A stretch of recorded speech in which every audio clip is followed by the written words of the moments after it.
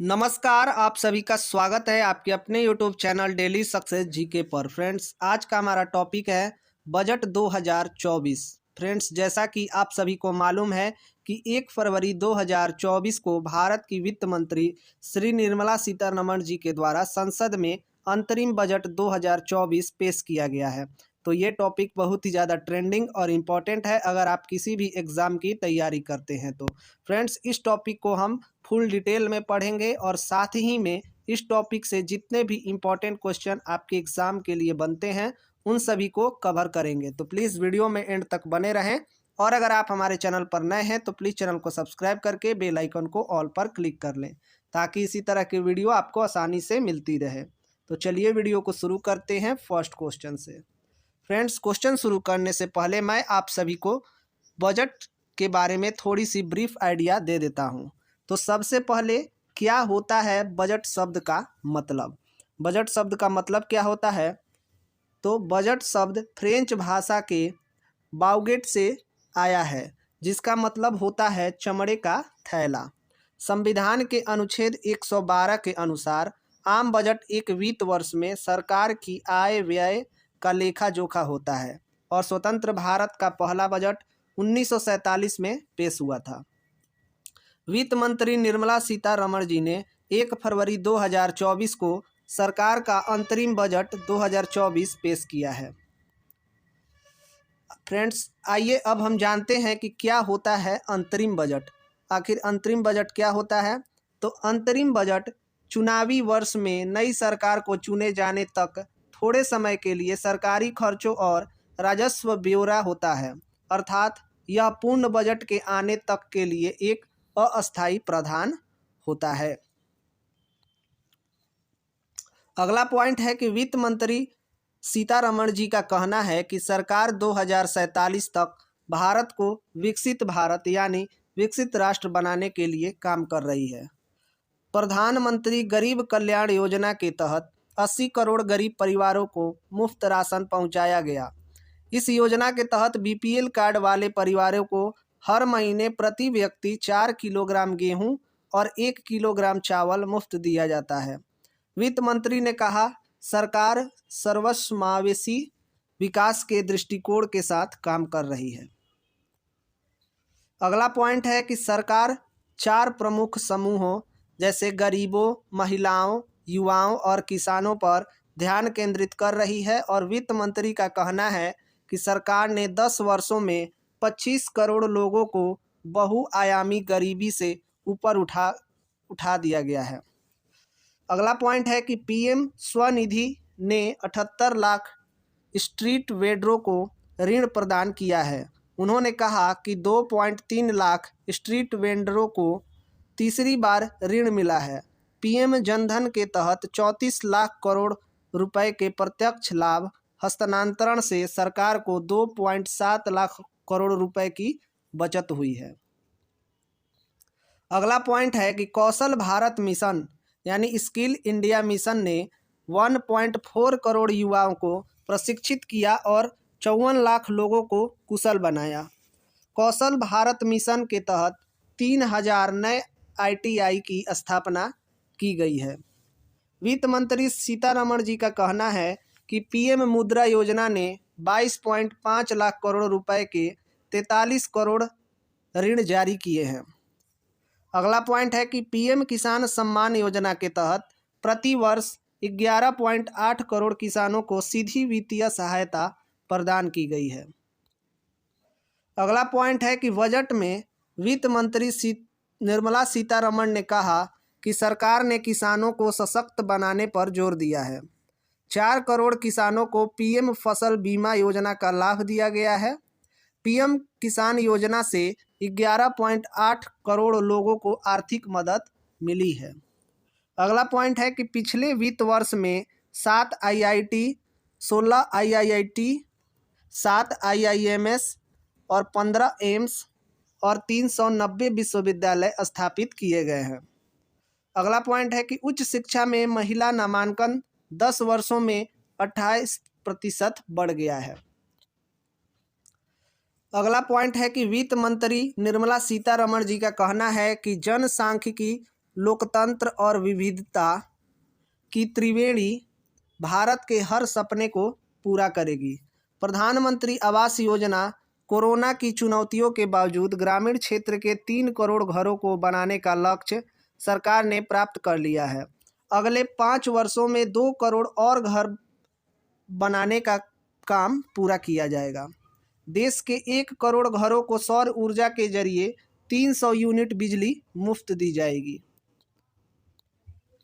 अगला पॉइंट है कि इस बार के बजट में रक्षा खर्च को 11.1% बढ़ाने की बात कही गई है। हालांकि इसका बड़ा हिस्सा पेंशन और सैलरी के लिए होगा।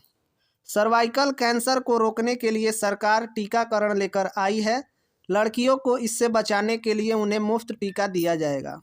आयुष्मान भारत योजना के तहत सभी आशा कर्मी और आंगनबाड़ी कर्मचारियों को सुविधा दी जाएगी। पीएम किसान संपदा योजना से 38 लाख किसानों को लाभ हुआ है। सरकार फसल कटाई के बाद की गतिविधियों में निजी सार्वजनिक निवेश को बढ़ावा देगी।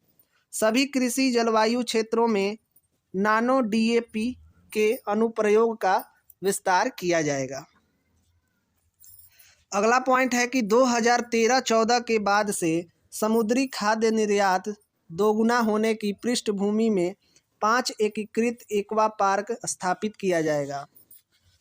अगला पॉइंट है कि लखपति दीदी का लक्ष्य 2 करोड़ से बढ़कर 3 करोड़ किया गया है। वित्त मंत्री सीतारमण जी ने कहा कि 9 करोड़ महिलाओं वाले 83 लाख स्वयं सहायता समूह ग्रामीण सामाजिक आर्थिक परिदृश्य को बदल रहे हैं। स्वयं सहायता समूह की सफलता ने 1 करोड़ महिलाओं को लखपति दीदी बनने के लिए सशक्त बनाया। रक्षा उद्देश्यों के लिए गहन तकनीक को मजबूत करने के लिए नई योजना शुरू की जाएगी। अगला पॉइंट है कि 40,000 रेल बोगियों को वंदे भारत मानकों के अनुरूप बदला जाएगा। सरकार अगले वित्त वर्ष में बुनियादी ढांचे के निर्माण में 11.11 करोड़ रुपए खर्च करेगी।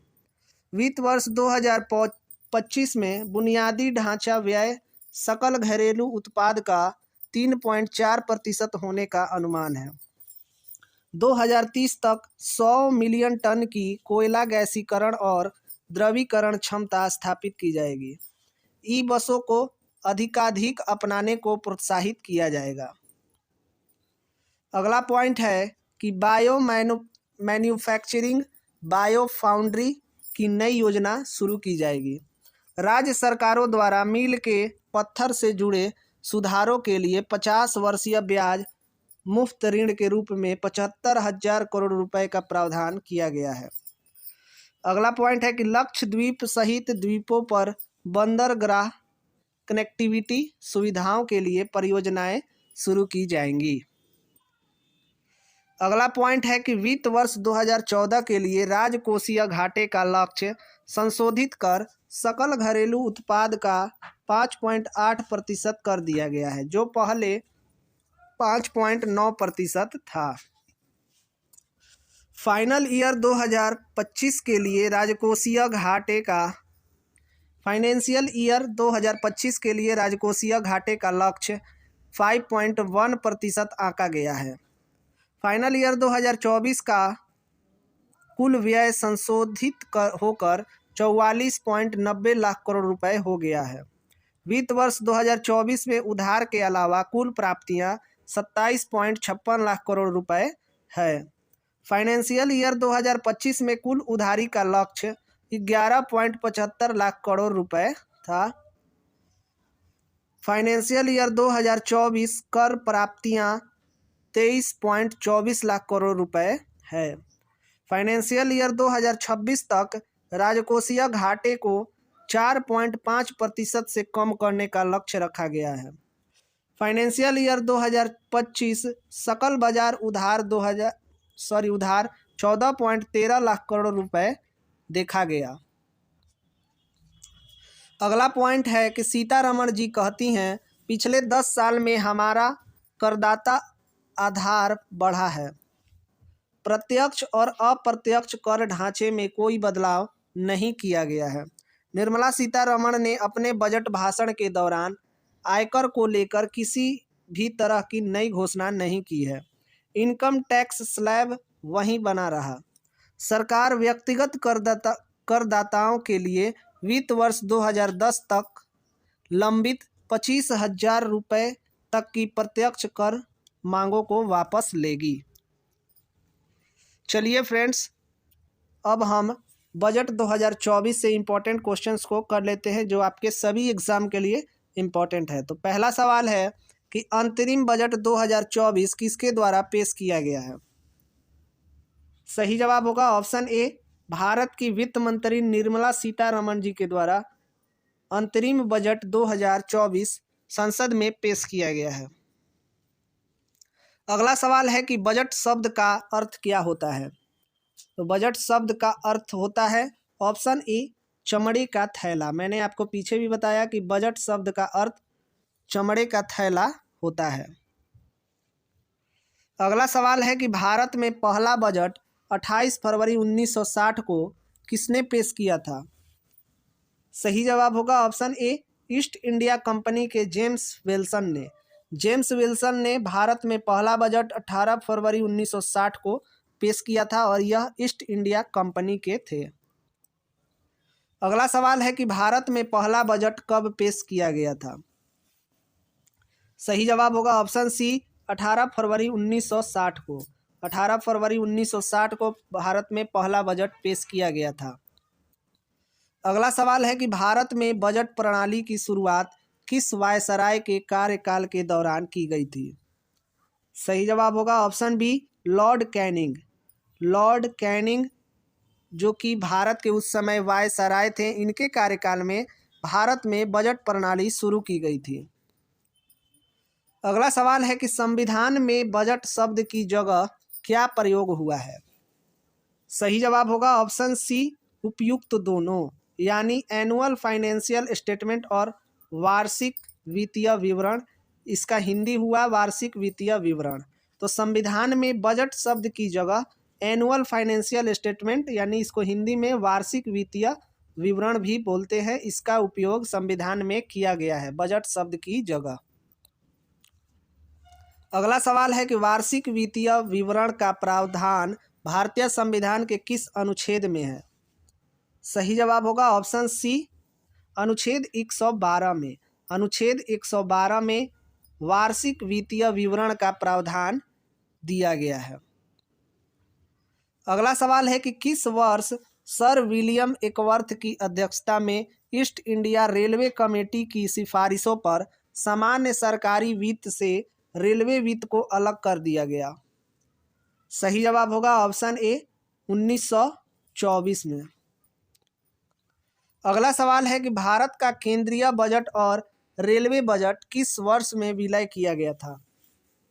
सही जवाब होगा ऑप्शन सी, 2017 में। 2017 में केंद्रीय बजट और रेलवे बजट विलय हुआ था, यानी मिला था। अगला सवाल है कि कौन सा मंत्रालय बजट तैयार करता है। सही जवाब होगा ऑप्शन बी, वित्त मंत्रालय। वित्त मंत्रालय बजट को तैयार करता है। अगला सवाल है कि स्वतंत्र भारत का पहला बजट किसने पेश किया था। सही जवाब होगा ऑप्शन ए, आर के सनमुखम चेट्टी। आर के सनमुखम चेट्टी ने स्वतंत्र भारत का पहला बजट पेश किया था। अगला सवाल है कि स्वतंत्र भारत का पहला बजट आर के सनमुखम चेट्टी ने कब पेश किया था। सही जवाब होगा ऑप्शन सी, 26 नवंबर 1947 को स्वतंत्र भारत का पहला बजट आर के सनमुखम चेट्टी ने पेश किया था। अगला सवाल है कि निम्नलिखित में से कौन सा बजट भारत का पहला पेपरलेस बजट प्रस्तुत हुआ है। सही जवाब होगा ऑप्शन सी, बजट 2021-22। बजट 2021-22 जो है यह भारत का पहला पेपरलेस बजट प्रस्तुति हुआ है। अगला सवाल है कि संसद में कितनी बार पेपरलेस बजट को पेश किया गया है। सही जवाब होगा ऑप्शन डी, 4 बार। इस बार के लेकर 2024 में भी पेपरलेस बजट पेश किया गया है। इस बार को लेकर कुल 4 बार पेपरलेस बजट पेश किया गया है संसद में। अगला सवाल है कि भारत की पहली पूर्णकालिक महिला वित्त मंत्री कौन है? सही जवाब होगा ऑप्शन डी, निर्मला सीतारमण। निर्मला सीतारमण जो है भारत की पहली पूर्णकालिक महिला वित्त मंत्री हैं। अगला सवाल है कि भारत की पहली महिला वित्त मंत्री कौन है? सही जवाब होगा ऑप्शन ए, इंदिरा गांधी। इंदिरा गांधी जो है यह भारत की पहली महिला वित्त मंत्री हैं। फ्रेंड्स, यह पहली महिला वित्त मंत्री है। पहले मैंने आपको बताया है कि पहली पूर्णकालिक महिला वित्त मंत्री, और ये क्या है? पहली महिला वित्त मंत्री। तो आप लोग कंफ्यूज नहीं होइएगा। अगला सवाल है कि बजट में क्या होता है? बजट में क्या होता है? इसका सही जवाब होगा ऑप्शन डी, उपयुक्त सभी। यानी सरकार की आमदनी और प्रस्तावित योजनाओं पर होने वाले खर्च का विवरण, सरकार की कमाई और खर्च का ब्यौरा, मंत्रालयों को उनके खर्च के लिए धन राशि आवंटन, ये सभी बजट में होते हैं। अगला सवाल है कि लगातार 6वीं बार बजट पेश करने वाली पहली महिला वित्त मंत्री कौन बनी है? सही जवाब होगा ऑप्शन ए, निर्मला सीतारमण। निर्मला सीतारमण जो हैं यह लगातार 6वीं बार बजट पेश करने वाली पहली महिला वित्त मंत्री बनी है। अगला सवाल है कि भारत में निम्न में से कौन सा बजट का प्रकार नहीं है? सही जवाब होगा ऑप्शन डी, आरक्षित। आरक्षित जो है यह बजट का प्रकार नहीं है, जबकि संतुलित, अधिशेष और घाटे का ये सभी बजट के प्रकार हैं, लेकिन आरक्षित बजट का प्रकार नहीं है। अगला सवाल है कि भारत में शून्य बेस बजट का प्रयोग पहली बार किस वर्ष से किया गया था? सही जवाब होगा ऑप्शन सी, 1987 में। 1987 में शून्य बेस बजट का प्रयोग पहली बार किया गया था। अगला सवाल है कि किसने भारत में सबसे लंबा बजट भाषण दिया है? सही जवाब होगा ऑप्शन बी, निर्मला सीतारमण।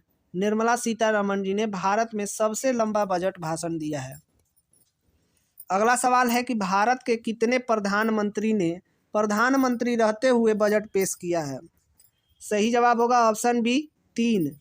भारत के 3 प्रधानमंत्रियों ने प्रधानमंत्री रहते हुए बजट को पेश किया है, जिनमें पहले हैं जवाहरलाल नेहरू, दूसरे हैं राजीव गांधी और इंदिरा गांधी। इन तीनों ने प्रधानमंत्री रहते हुए बजट को पेश किया है। अगला सवाल है कि गणतंत्र भारत का पहला बजट किसने पेश किया था? सही जवाब होगा option A, John Mathai. John Mathai ने गणतंत्र भारत का पहला बजट पेश किया था। अगला सवाल है कि गणतंत्र भारत का पहला बजट कब पेश किया गया था? सही जवाब होगा ऑप्शन बी, 28 फरवरी 1950 को। 28 फरवरी 1950 को गणतंत्र भारत का पहला बजट पेश किया गया था। तो फ्रेंड्स, यह टॉपिक कंप्लीट होता है। अगर आपको हमारी वीडियो पसंद आई हो तो प्लीज़ वीडियो को लाइक करें और अपने दोस्तों के साथ शेयर करें। और अगर आपने अभी तक हमारे चैनल को सब्सक्राइब नहीं किया है तो प्लीज़ चैनल को सब्सक्राइब करके बेल आइकन को ऑल पर क्लिक कर लें, ताकि इसी तरह की वीडियो आपको आसानी से मिलती रहे। तो चलिए मिलते हैं अगले वीडियो में, तब तक के लिए जय हिंद।